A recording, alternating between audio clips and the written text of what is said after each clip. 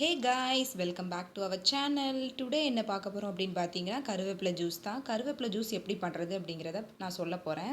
இந்த கருவேப்பிலை ஜூஸ் குடிக்கிறதுனால நம்மளோட சர்க்கரை லெவல், அதாவது சுகர் லெவலை கண்ட்ரோல் பண்ணும் அப்படின்னு சொல்கிறாங்க. அப்புறம் கொலஸ்ட்ரால் அதாவது ஃபேட் போடாமல் இருக்க ஹெல்ப் பண்ணும் அப்படிங்காங்க.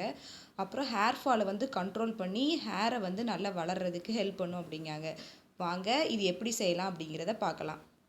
ஃபஸ்ட்டு ஒரு பவுல் எடுத்துக்கோங்க. அதில் ஒரு கைப்பிடி அளவு கருவேப்பிலை எடுத்துக்கலாம். உங்களுக்கு எவ்வளோ கருவேப்பிலை வேணுமோ அதுக்கு ஏற்றாக்கில் எடுத்துக்கோங்க. நான் ஒரு கைப்பிடி எடுத்திருக்கேன். கருவேப்பிலை சேர்த்ததுக்கப்புறமா கல் உப்பு எடுத்துக்கலாம், கொஞ்சமாக போட்டுக்கோங்க. அதுக்கப்புறம் ஒரு பிஞ்ச் மஞ்சள் தூள் சேர்த்துக்கோங்க. சேர்த்ததுக்கப்புறமா ஒரு கப் தண்ணி சேர்த்துக்கோங்க.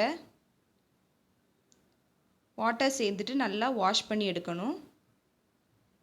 நல்லா வாஷ் பண்ணிவிட்டு ஒரு மிக்சிங் ஜாரில் கருவேப்பிலை சேர்த்துக்கலாம். கருவேப்பிலை சேர்த்ததுக்கப்புறமா ஒரு துண்டு இஞ்சியை ரெண்டாக கட் பண்ணி வச்சுருக்கேன், அதையும் சேர்த்துக்கலாம். ஒரு ஸ்பூன் சீரகம் சேர்த்துக்கோங்க. சீரகம் சேர்த்துட்டு தேவைக்கு ஏற்ற மாதிரி தண்ணி சேர்த்துக்கலாம். நான் 2 கப்பு தண்ணி சேர்த்துருக்கேன். சேர்த்துட்டு மிக்சியில் நல்லா பிளெண்ட் பண்ண போகிறோம். பிளெண்ட் பண்ணி எடுத்துட்டு ஒரு ஸ்ட்ரெயினர் எடுத்து இந்த மாதிரி வடிகட்டி எடுத்துக்கோங்க. இந்த மாதிரி தனியாக வடிகட்டிக்கோங்க. உங்கள் வீட்டில் இருக்கிற மெம்பர்ஸ்க்கு ஏற்ற மாதிரி தண்ணி சேர்த்துக்கோங்க.